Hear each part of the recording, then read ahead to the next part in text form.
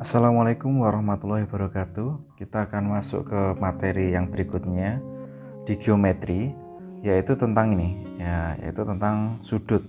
Jadi hari ini kita akan membahas tentang sudut, seperti apa sudut dan bagaimana jenis sudut. Ini akan kita pelajari di pertemuan ini. Nah, yang pertama itu kita perlu memahami dulu tentang apa itu sudut. Jadi sudut itu adalah gambar yang dibentuk dari dua sinar garis yang memiliki titik pangkal yang sama. Jadi bentuknya kurang lebih seperti ini sudut nanti. Jadi bentuknya kurang lebih, jadi ada dua sinar garis mempunyai titik pangkal yang sama. Nah, ini contoh.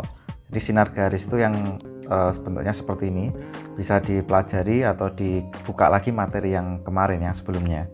Nah, jadi ini yang namanya sudut.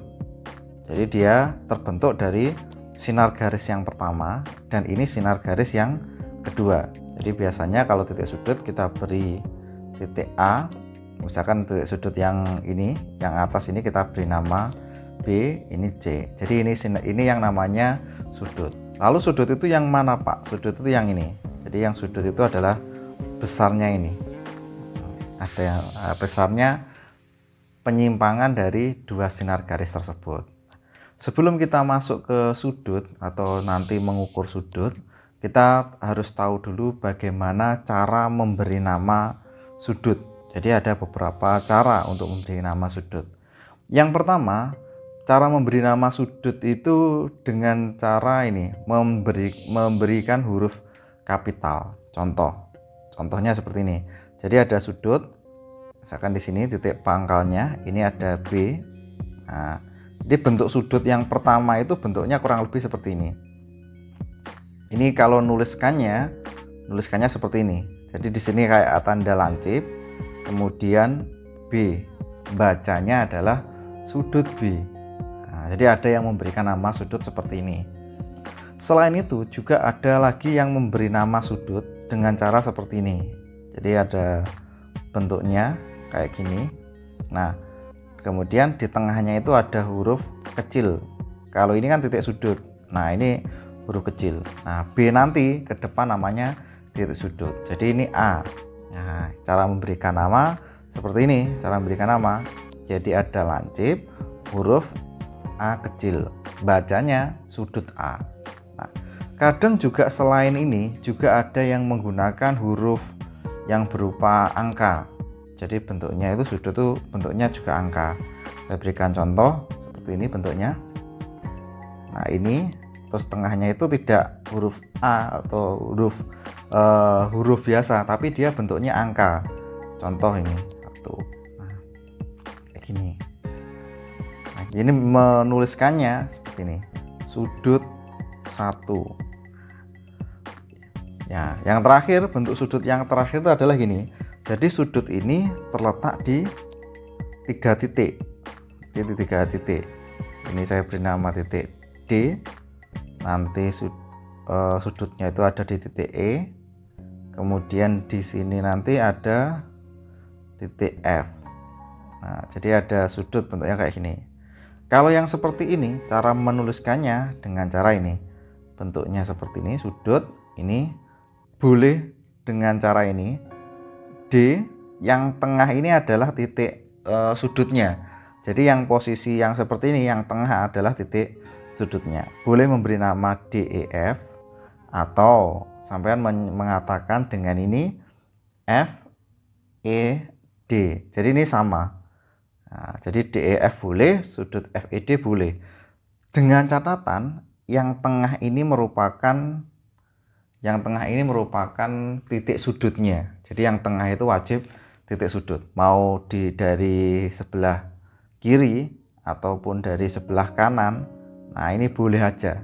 Jadi yang perlu catatan itu adalah yang bagian tengah itu wajib berupa titik sudut. Nah, untuk pengukuran sudut ini tidak saya bahas karena kalau untuk anak usia MI mengukur sudut itu biasanya menggunakan busur. Dan itu sampean juga sudah tahu. Selain busur, kadang di MI itu kadang menggunakan jarum jam. Jadi berapakah besarnya sudut jam 12 tepat, jam 3 tepat. Jadi dia menggunakan jam juga untuk mengenalkan besar sudut. Kadang juga menggunakan kompas. Jadi kompas itu misalkan dari utara kemudian beralih ke timur. Nah, berapa sudut yang dibentuk? Jadi kadang juga menggunakan sudut kompas. Tapi itu tidak saya bahas karena biar kita fokus ini mengenal tentang konsep sudut dan sifat-sifatnya.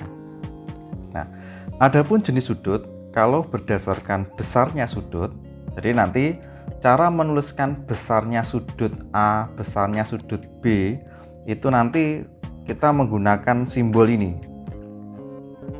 Besarnya sudut A, dari di depannya itu ada huruf M, baru ada sudutnya, terus kemudian kita berikan A. Nah, adapun yang pertama ini saya kenalkan ada yang namanya sudut lancip. Sudut lancip bentuknya seperti ini. Nah, jadi ini kayak gini, ini sudut lancip A. Nah, ini saya beri nama kecil, huruf kecil ya. Ini namanya sudut A. Nah, sudut A ini dikatakan sudut lancip apabila ini. Jadi apabila ini besarnya sudut A itu kurang dari, tidak ada sama dengan ya, kurang dari 90 derajat. Nah, cuma ini kayaknya perlu diberi batas lah. Nah, jadi 0. Jadi ini yang namanya sudut lancip. Jadi kalau ada sudut yang besarnya itu antara, saya beri kurung aja ya, besarnya sudut tersebut antara 90 sampai 0 namanya sudut lancip. Jadi poin utamanya di situ. Nah, ini sengaja saya tulis pakai bahasa Inggris acute supaya nanti baca bukunya nggak bingung. Acute itu artinya apa? Acute itu artinya sudut lancip. Nah, selain sudut lancip juga ada yang namanya sudut tumpul. Bentuknya seperti ini. Jadi dia agak mangap gitu, mangapnya agak besar lah. Nah, ini yang namanya sudut tumpul. Misal ini saya beri nama sudut B besar. Boleh kan? Nah, ini sudut B. Kita mengatakan ini sudut B. Nah, kapan sudut B itu dikatakan sudut tumpul? Ada syaratnya. B itu dikatakan sudut tumpul apabila ini besarnya sudut B itu lebih dari besarnya sudut B. Nah, saya beri kurung ya karena bentuknya hampir sama dengan tanda lebih besar ya.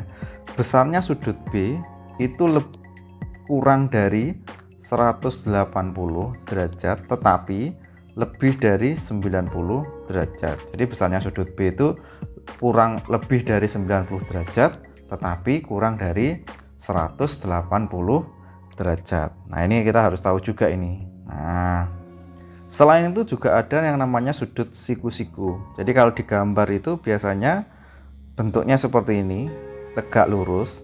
Cuma kadang ada yang memberikan tanda. Pertama bentuknya kotak kayak gini juga boleh. Jadi kalau mau menandakan oh ini sudut siku-siku juga boleh juga menggunakan bentuk yang seperti ini. Nah, oh ini sudut siku-siku. Jadi ada yang menggunakan kotak, ada yang menggunakan bentuk bentuk tegak lurus. Nah, ini pilihannya seperti ini. Kalau saya nanti suka menggunakan kotak karena lebih mudah itu membuatnya. Nah, kalau sudut siku-siku gimana? Misal ini saya beri nama sudut C. Nah, jadi sudut C itu dikatakan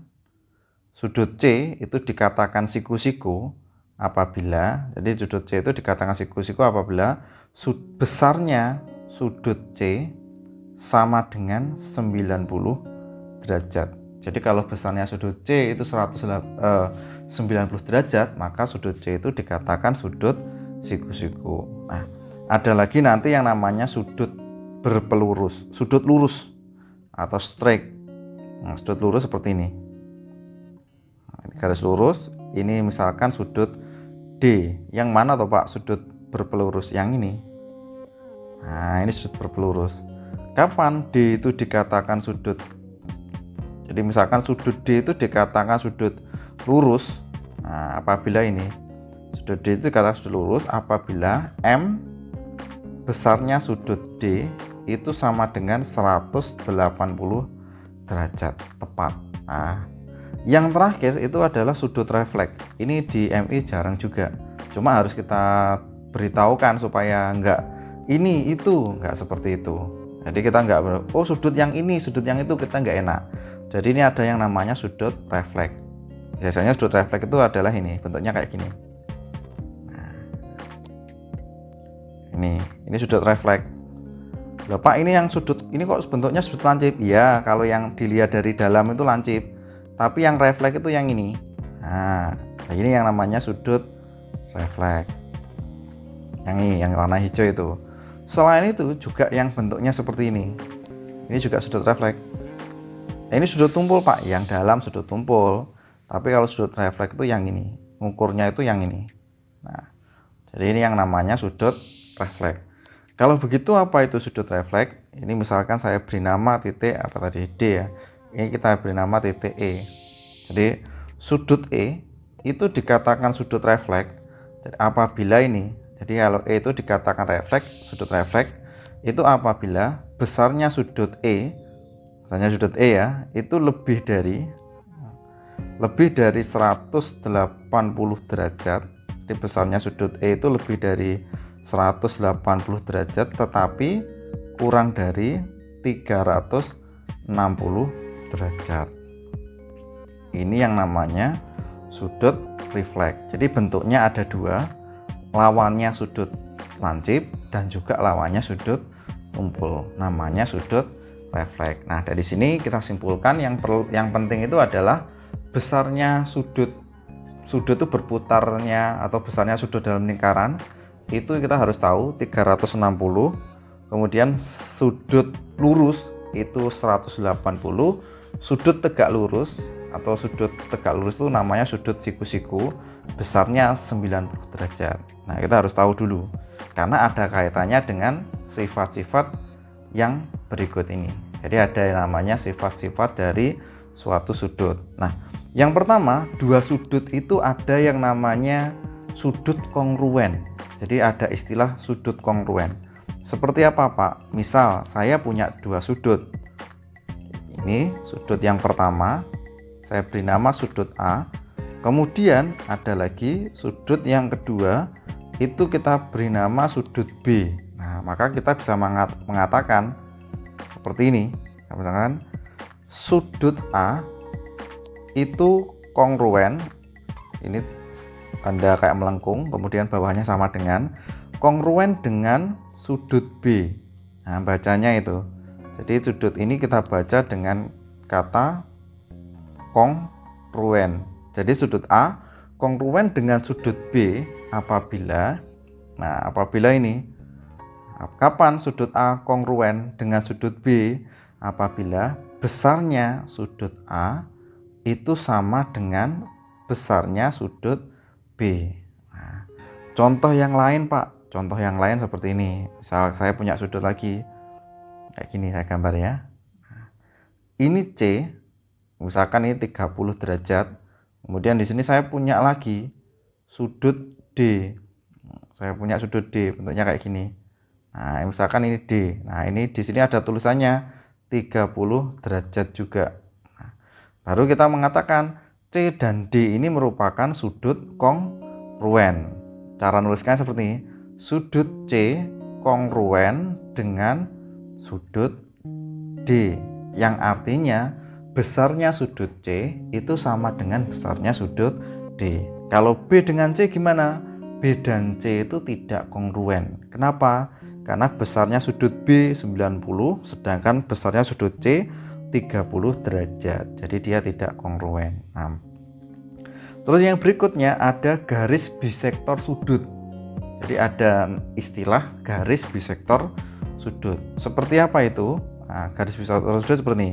Jadi ada sudut, nah, kemudian dipotong oleh suatu garis. Jadi dia dipotong dengan suatu garis. Nah, ini yang namanya bisektor garis garis bisektor sudut. Misal ini saya beri nama A. Kemudian di sini saya beri nama D. Titik ini D. Nah, sudut garis AD itu dikatakan bisektor sudut apabila garis AD itu membagi sudut A menjadi dua sudut yang sama besar. Jadi ada yang dinamakan dengan bisektor sudut, garis bisektor sudut itu apabila garis tersebut membagi sudut itu menjadi dua bagian yang sama besar, bukan sama panjang ya, sama besar. Jadi itu yang namanya bisektor garis bisektor sudut. Jadi kita katakan AD itu merupakan garis bisektor sudut A. Jadi harus ada jelas bisektor sudut A. Nah, bagaimana kalau garis yang tegak lurus? Jadi kalau garis tegak lurus dia seperti ini. Nah, jadi tegak lurus itu seperti ini. Misal saya punya garis, dia dipotong tegak lurus gini. Nah, kalau ada garis tegak lurus, apa yang bisa disimpulkan? Yang pertama, garis tegak lurus itu merupakan bisektor garis. Jadi garis tegak lurus itu merupakan bisektor sudut. Ini misalkan saya beri nama aja lah, biar enak memberikan contoh. Misalkan ini saya beri nama D, ini saya beri namakan A, B, atasnya C. Maka garis CD itu tegak lurus dengan garis AB. Yang disimpulkan berarti garis CD bisektor sudut ADB. Jadi CD, garis CD, bisektor sudut AD, ini kayak ADB. Kenapa bisektor?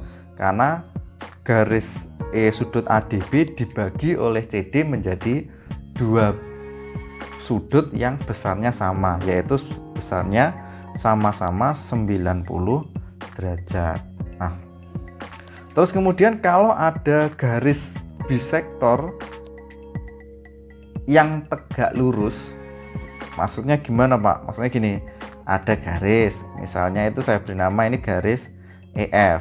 Nah, garis EF itu di tegak lurus. Nah, dia itu bahasanya itu agak mulet ya. Jadi kasarannya EF itu dibagi oleh suatu sudut, dibagi oleh suatu garis. Ini saya beri nama G, ini titik H. Nah, jadi EF itu tegak lurus dengan GH, dan GH itu membagi EF menjadi dua garis yang sama panjang. Jadi akibatnya EH sama dengan HF. Apa yang terjadi? Maka garis GH itu selain dia itu bisektor sudut, dia itu juga bisektor garis. Nah, ini namanya double bisektor. Jadi GH itu double bisektor. Maksudnya gimana Pak? Ya kalau dia itu juga bisektor garis sekaligus juga bisektor sudut. Itu hanya berlaku untuk yang tegak lurus. Contoh terapannya seperti ini. Biasanya di soal nanti seperti ini.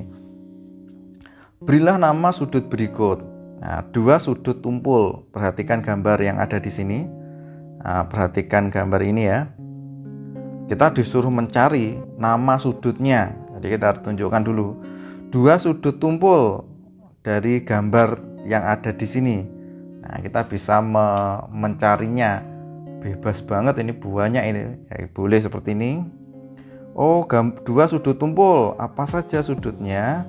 Nah, ini kita bisa tulis sudut ABC. Yang mana itu ABC, Pak? Yang ini. Oh, ini kan tumpul. Terus apa lagi? Mintanya kan cuma dua. Ya, kita tulis saja misalkan BCD. Nah, itu juga boleh. Nah, jadi mana yang sekiranya tumpul, atau BCD atau A. Oh, mintanya sudut tumpul ya. Maaf, salah. Yang pertama itu adalah sudut tumpul. Agak konsen tuh. Yang A itu adalah sudut tumpul, bukan sudut tumpul. Apa saja sudut tumpulnya?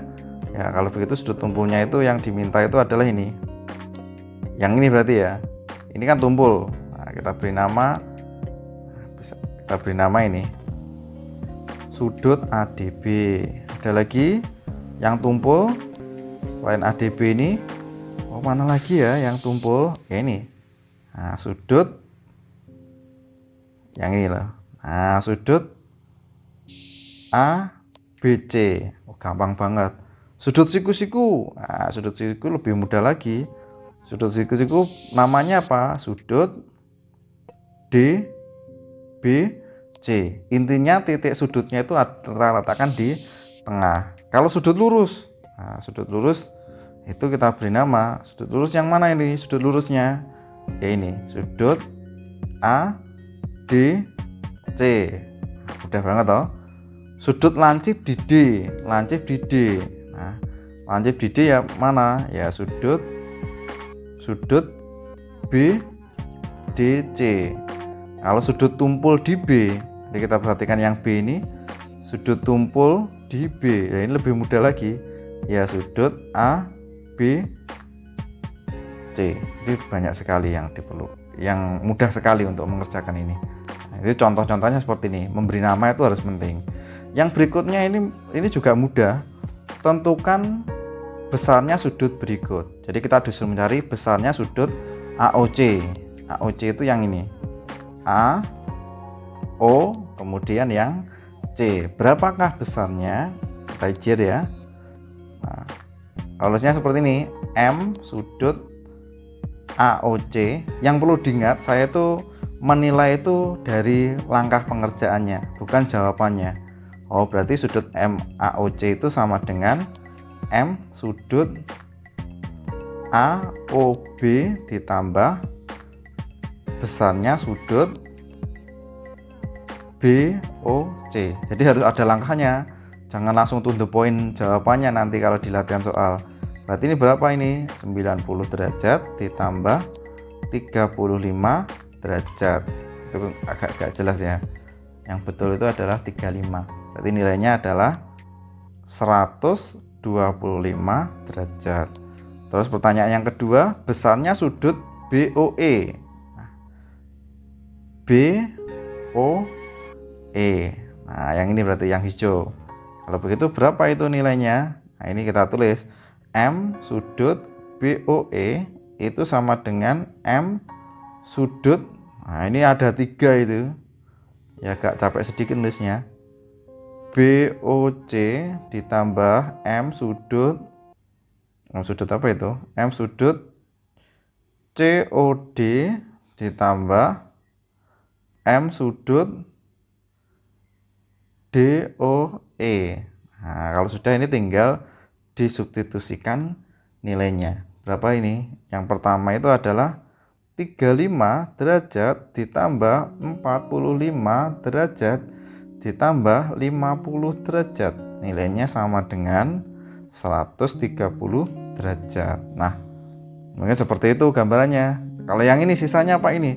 Sudut AOE. Gimana Pak cara nyarinya? Ya AOE itu kan dari ini lebih mudah juga. Sudut AOE itu yang ini. Nah, AOE itu yang sebelah sini. AOE. Berarti yang ini, yang diminta yang ini. Berapakah besar sudut AOE itu? Ya lebih enak ya 360. Kan satu lingkaran toh. Dikurangi dengan sudut yang ini, dikurangi sudut BOC, dikurangi sudut COD, dikurangi sudut DOE. Jadi kalau ditulis bentuknya seperti ini. M sudut AOE itu sama dengan 360 dikurangi M sudut apa lagi? Ini BOA boleh, yang penting tengahnya itu harus O, dikurangi sudut M BOC, nah, dikurangi sudut M COD, dikurangi sudut M DOE. Nah, ini agak panjang. Kalau untuk panjang seperti ini yang penting harus telaten. 360 dikurangi dengan berapa aja itu? 160 dikurangi dengan 90 dikurangi 35 dikurangi 45 dikurangi 50 derajat. Nanti akan ketemu nilainya sama dengan 140 derajat. Jadi ini biasanya seperti itu. Nah, jadi kata kuncinya dalam perkuliahan ini atau pertemuan ini sampai harus bisa memberikan nama sudut. Yang kedua bisa menentukan besarnya sudut dengan diketahui sudut yang lainnya. Mungkin seperti itu dari saya. Untuk pertemuan hari ini saya cukupkan sekian. Wassalamualaikum warahmatullahi wabarakatuh.